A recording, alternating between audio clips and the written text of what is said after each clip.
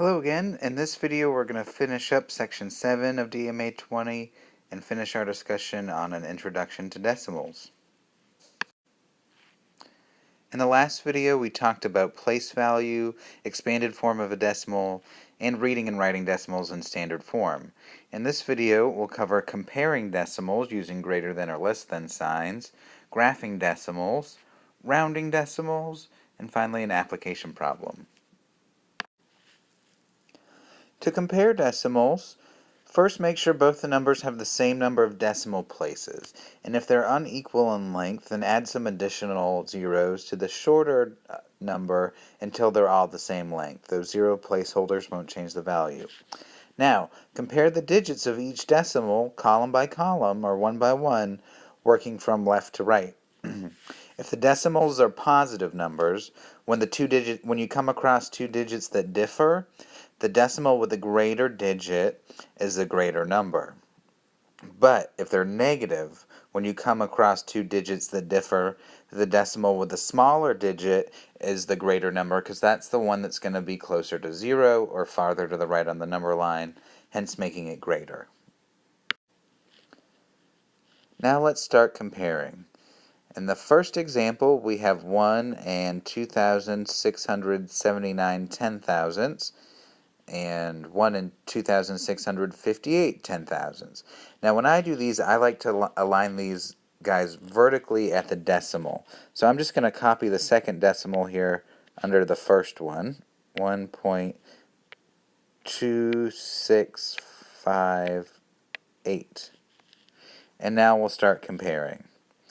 Alright, first numbers are the same, second number's the same, so are the third, but when we get here, the 7 is bigger than the 5.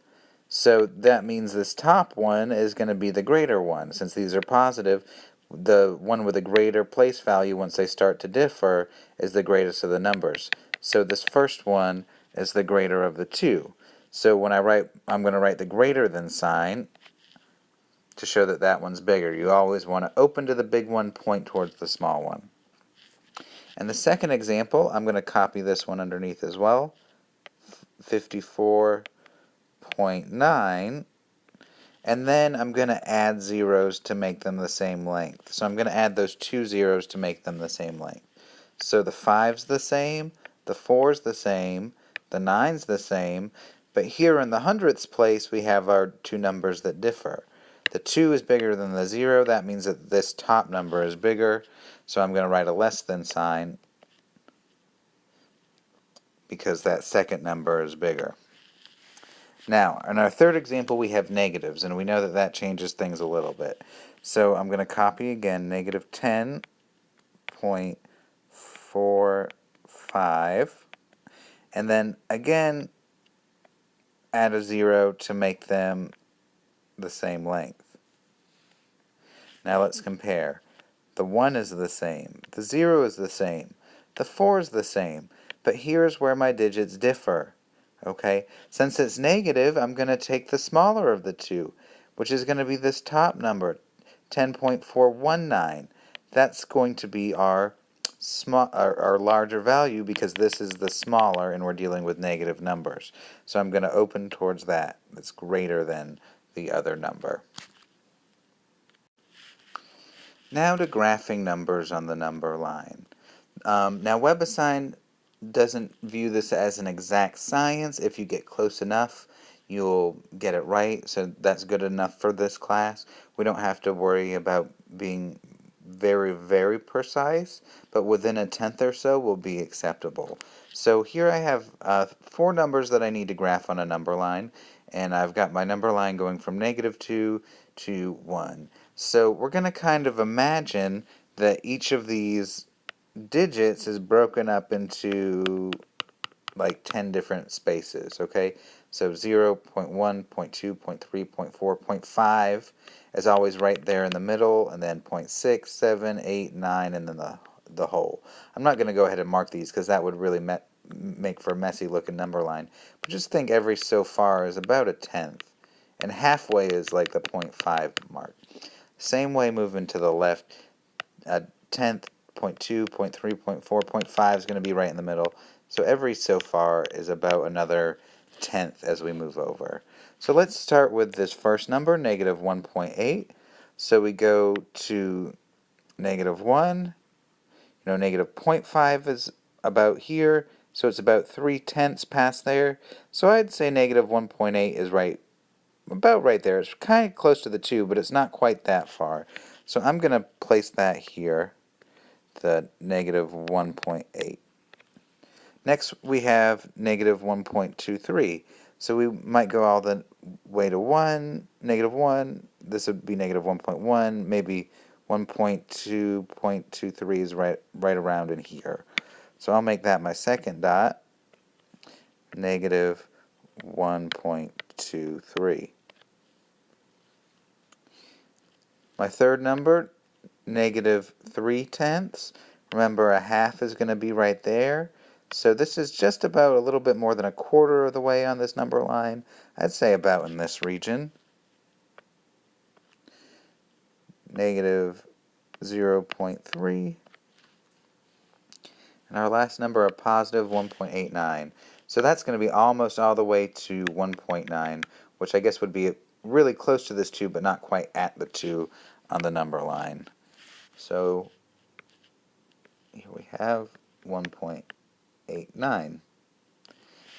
And those are approximate graphs of these four numbers on this number line. Now we'll talk about rounding decimals. To round a decimal to a certain place value, start by locating the rounding digit that you're told to round to. If it's in the hundredths place, find the digit that's in the hundredths place. And then look at the test digit, which is going to be the digit directly to the right of the digit that you're rounding to. If that digit to the right, or the test digit, is 5 or greater, then you round up by adding 1 to your rounding digit, and then dropping all the digits to the right. If the test digit is less than 5, then we round down by keeping that original digit in our that we're rounding to.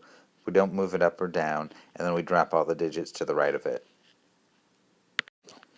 Let's see this in action. We're going to round the following decimals to the indicated place.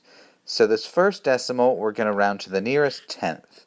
Remember, the tenth is one place past the decimal, so it's where that 1 is, right there.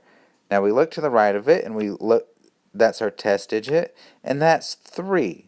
3 is less than 5, so we're not going to round up. This number's going to stay the same. So when we rewrite this in rounded form, it's going to be negative 635, and we're going to keep the 1, and then we'll stop there. We'll drop all those digits after the digit that we rounded to. Next, we want to round the second example to the nearest thousandth. Remember, the thousandth is 1, 2, 3 places past the decimal, so it's that 0 right there.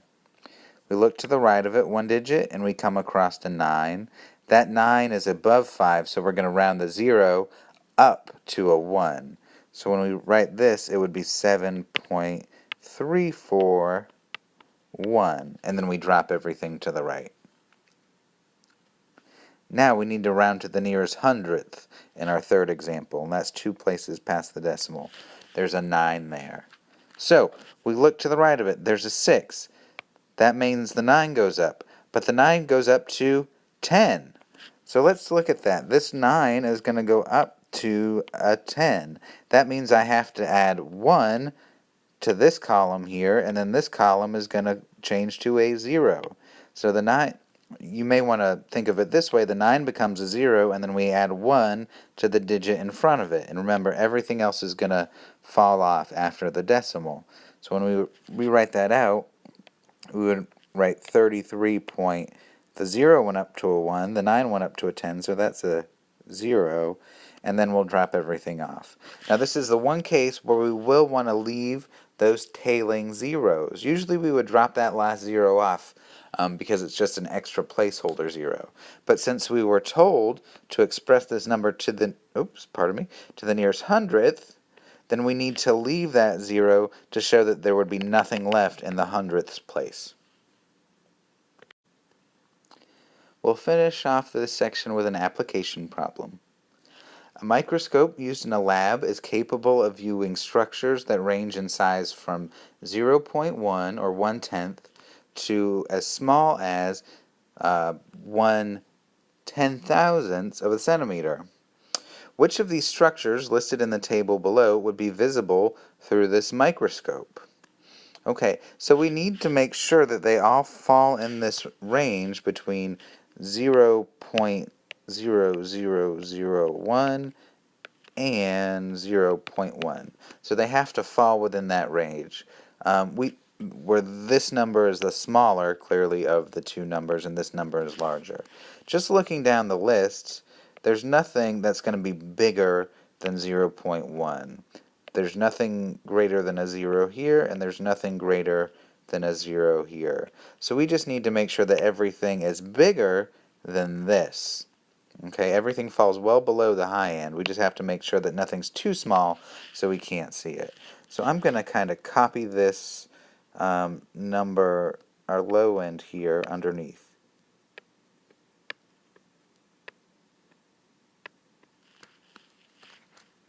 All right. So we need to make sure that everything is bigger than this number. And I'm going to start at the bottom. Asbestos fiber. When I look through it, these are all the same. I'm comparing all those numbers. But then I get my difference here. This is indeed bigger than this. So asbestos fiber will be visible. I'll give it a check mark. An animal cell, 0, same, same, same, same. My difference is in this column between the 9 and the 1. Okay, 9 is bigger than 1, so this means that the animal cell is bigger than my low end, and it will fall in the range too, so we'll give that a check mark. Now, the virus, 0, 0, 0, 0. I get my difference here in this place. This is a 1, this is a 0. So our low end is indeed bigger than this number, right? The virus is going to fall underneath that because this is the bigger number when I compare those two digits. So the virus will not be visible. Okay, I'll give that an X. Now I'll compare the plant cell, 0, 0. I get my difference here in the hundredths place. The plant cell is bigger, so I'll give that a check mark. And then the bacterium, 0, 0, 0, 0, 1. Still the same. I guess I should have added an extra 0 on the end of this to show that my difference comes here, and this is going to be bigger. So the bacterium would fall in our range too. So everything except the virus would show up in this microscope. So that does it for section 7 of DMA 20. In this video, we finished up by showing how we would compare decimals in size, how to graph them on a number line, rules for rounding decimals, and then an application problem. In the next video, we'll start section 2.8, where we'll talk about adding and subtracting decimals.